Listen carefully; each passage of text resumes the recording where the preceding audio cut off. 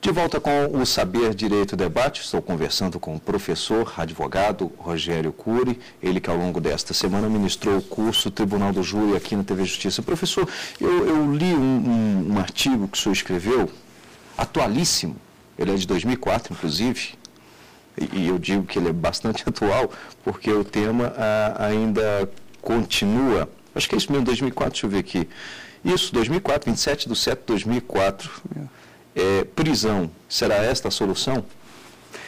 De fato... Ou você já mudou o pensamento em relação a esse artigo? Não muda-se, né? Enfim, de fato, eu acho que vai também, e isso encaixa-se justamente naquilo que você bem colocou no início da nossa conversa. Olha, qual é a solução? É prender? É já você ingressar pensando, olha, aquele indivíduo precisa ser condenado? Vamos prendê-lo.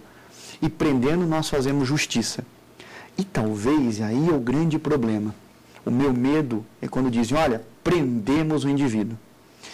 Prender o indivíduo por si só, talvez até não sirva de apoio para a sociedade. A sociedade diz, aquele indivíduo foi preso e nós estamos agora descansados. Talvez não. Aí talvez se comece o grande prejuízo à sociedade. Porque em alguns casos o indivíduo deveria sofrer medidas alternativas àquela prisão. Mas eu não digo com pagamento de cesta básica, não. Outras medidas alternativas, talvez de restrição de liberdade, que ele tenha um comprometimento com o Estado. Porque prender um indivíduo por si só e deixá-lo jogado dentro de uma cela, eu faço um comparativo, imagine lá que nós tenhamos um grande animal que, à solta na rua, ele esteja atacando a todos. E nós dissemos, agora vamos prendê-lo. Colocamos esse animal dentro de uma jaula. E não cuidamos dele. Só alimentamos. E depois de 10, 15, 5, 11, 12 anos, abrimos a jaula e digo, volte à sociedade. Por uma questão óbvia, se aquele indivíduo não foi ressocializado, a tendência, o que não significa que ele vá cometer crimes, mas a tendência é que ele não esteja recuperado. A ressocialização não visa só o indivíduo, visa também a sociedade. E aí é um detalhe, por que indivíduos que ficaram presos há 12, 15, 20 anos são soltos e no dia seguinte cometem crimes?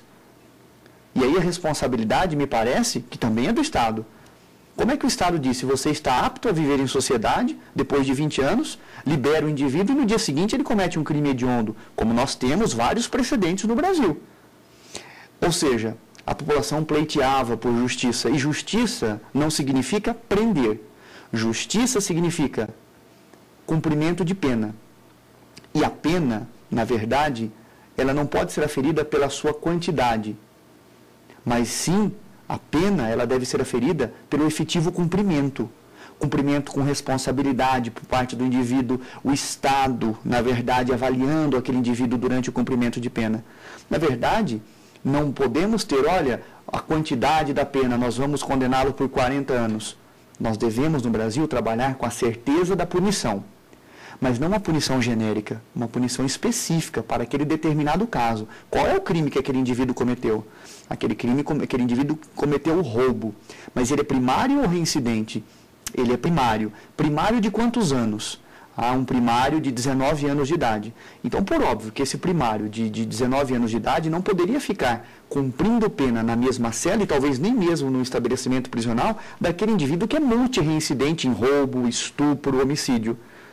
Mas são todos iguais. Nós precisamos tentar recuperar esse indivíduo porque as consequências daquela prisão resultam para a própria população, porque esse indivíduo um dia ou outro será solto e estará ao seu lado, ao lado do seu filho, da sua esposa, né, dos seus entes queridos. E esta é a preocupação e por isso viemos a escrever prisão. Esta é a solução? Agora, professor, claro, as medidas socioeducativas, enfim, o senhor já citou aqui o caso dos 19 anos com alguém que é mas, por exemplo, não há aqueles também que não tem jeito mesmo, nasceu torto e vai morrer torto, e aí fica com essa sensação, não, vamos cuidar, vamos tratar direitinho aqui, porque uma hora vai melhorar? De fato, acho que uma questão bem colocada por você, porque a visão que se tem por parte da população é que o direito penal resolverá os problemas sociais. E eu vejo um pouco antes disto. Eu penso no indivíduo, na questão da formação daquele indivíduo. como é que foi a formação daquele indivíduo? O que ele teve de oportunidades? Teve escola? Teve estudo? Teve oportunidade de trabalho? Teve alimentação? Teve saúde? Imagine que esse indivíduo nada disso teve e veio lá delinquir. O direito penal, me parece isso, o direito penal não conseguirá suprir essa questão. Né? Aquele indivíduo ele tem tendência criminosa. Ocorre que a nossa legislação estabelece que... Dado, inclusive, nós temos aí, podemos, em alguns casos, até chamar já de criminosos, pessoas que tiveram todas essas oportunidades que o senhor citou. Justamente. E até mais. E são criminosos. A tendência criminosa. E aí você diz, e como é que eu faço com esse indivíduo que tem uma tendência criminosa, está testado? Nós temos alguns criminosos no Brasil que em entrevistas por meios eletrônicos ou a mídia televisiva falada já disseram, eu sou um criminoso. Se daqui for solto, eu vou voltar a cometer crimes. Exato. Por quê? Porque o Estado não vai me recuperar. De fato, ele não me recupera. E, em contrapartida, nós não temos pena de prisão perpétua no Brasil, nem pena de morte. E se faz o quê com esse indivíduo? Depois de 30 anos do efetivo cumprimento de pena, e é o máximo que nós temos no Brasil, esse indivíduo pode ser solto, colocado em liberdade. Há, por parte de alguns meios, aquele indivíduo que demonstra ter problemas mentais. E aí o Estado tem utilizado, como foi um caso do bandido da luz vermelha, tentou com a interdição, já a interdição civil desse indivíduo. Mas a interdição civil desse indivíduo volta a viver em sociedade. Então, juridicamente, o nosso direito penal e o nosso direito processual penal não tem meios de fazer com que aquele indivíduo, que é um multicriminoso, ele continue preso. Uhum. Ele, com 30 anos do efetivo cumprimento de pena, não importa se foi condenado a 100 anos, com 30 anos ele estará solto. E vivendo em sociedade.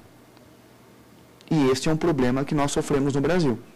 Professor, bom, o senhor já citou aqui que dá as aulas, já deu até recomendações. Agora o senhor também advoga.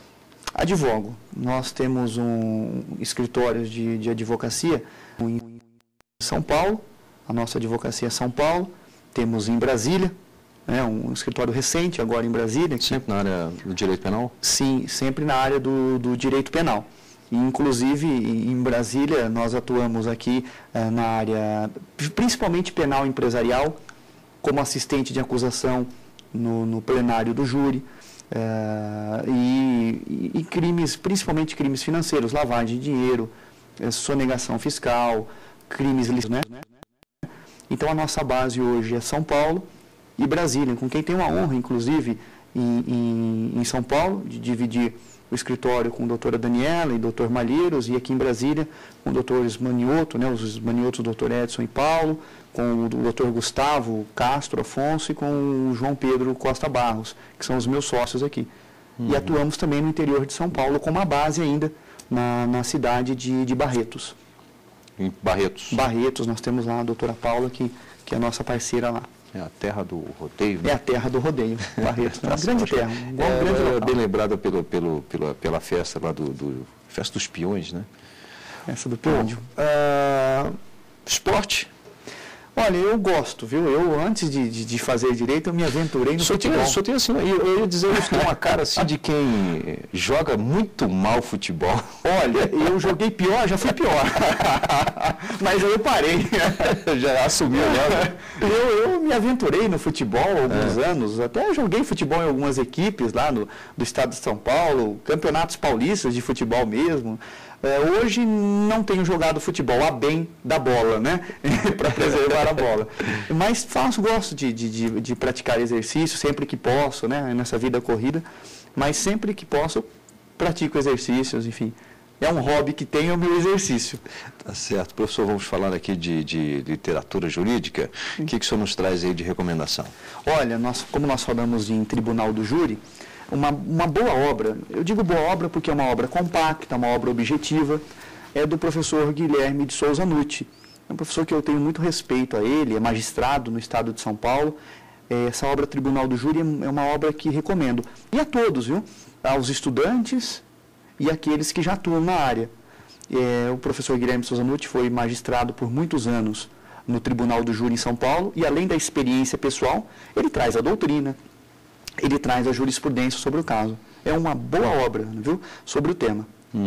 Já que então com a reforma do Já Código. Com a reforma do Código de Processo Penal. 2000. Então, isso indica tanto para o estudante, o acadêmico mesmo, quanto para o profissional da área. Para o profissional. Muito interessante. Para concurso? Para concurso público também. É que, na verdade, o concurso público, né, o estudante talvez ele tenha tantas matérias a estudar e ler um livro especificamente sobre o Tribunal do Júri, talvez sairia um pouco do grau de base. Agora, para concurso público existem boas obras no mercado de autores, como o curso de processo penal do meu caro professor colega Nestor Távora, um bom livro para concursandos principalmente. Para concursandos ainda, o próprio professor Guilherme de Souza Nutti tem uma boa obra, o manual de processo penal dele, em processo penal isso, né? E para concursandos nós temos uma obra do professor Norberto Avena, que são pessoas que se preocupam com concursando. E também, de fato, ajudam aqueles que estão atuando na prática. E por que eu digo isso? Porque eles colocam não só o posicionamento deles, mas colocam o posicionamento de outros autores naquela obra e também colocam o posicionamento do Supremo Tribunal Federal, do Superior Tribunal de Justiça, ou seja, toda a matéria está condensada numa única obra. Agora, no geral, com relação ao Tribunal do Júri, os estudantes têm um conhecimento bom, e eu digo isso com base na prova? Eu digo que não. Eu digo que não, e eu tomo como base, até como todas as faculdades, né? O Tribunal de Júri, por ser uma matéria muito extensa, ela não é abordada de maneira muito aprofundada nas universidades. O tempo é pouco, são muitas matérias. Então, talvez o professor tenha, imagine, 91 artigos, ele tenha 4 ou 5 encontros de 2 horas, 3 horas, para falar do Tribunal do Júri. E o que é um pouco mais difícil. Eu costumo, com os alunos, fazendo júris simulados, depois de explicar todo o procedimento do júri, ainda fazer um júri simulado, para que une, né, para que nós temos a união da experiência teórica com a experiência prática. Bom, eu tenho aqui um outro, é o vade-mecum, esse inclusive aqui a gente pode até chamar de a cobiça dos estudantes do direito, né? Este vade-mecum penal é pela editora Ridel, e eu sou organizador dessa obra, né? Eu sou organizador da obra e os estudantes de direito, nós, principalmente a editora Ridel, fez esse vade-mecum, elaborou, e é o primeiro vade-mecum penal do Brasil específico para a segunda fase da OAB. Então tem ajudado, né? Os alunos têm agradecido muito a editora e a nós por conta desse vade-mecum. É um vade-mecum interessante porque todas as mudanças legislativas e de súmulas que nós tivemos no último ano antes da prova da OAB, a editora coloca em negrito. Então o estudante não tem aquela preocupação, isso é novo, não é novo. Dentro do vade-mecum já está em negrito. Isso é importante, principalmente para aqueles que vão prestar a OAB, primeira e segunda fase, e concursos públicos. Ele é voltado a isso, é um vade-mecum de 1.100 páginas. Então é o único que pode ser levado na OAB. Está aqui, então, a indicação do professor Rogério Cury. Bem, professor, quero aqui agradecer pelo nosso bate-papo, lhe pedir desculpas por ter lhe chamado publicamente de ruim de bola. Sim, mas é porque quando um é ruim, ele já reconhece, não sabe reconhecer se o outro é bom, então já fica. Os fatos notórios, né, não necessitam de prova, viu, Rimac? Tá certo. Bem, conversei com o professor Rogério Cury, ele que ao longo da semana ministrou aqui na TV Justiça o curso sobre o Tribunal do Júri. O Saber Direito Debate está disponível no canal da TV Justiça no YouTube, o endereço é www.youtube.com/, aí você coloca o nome do programa, que é Saber Direito, e também pode participar enviando a sua sugestão para o endereço eletrônico saberdireito@stf.jus.br. Obrigado e até o próximo programa.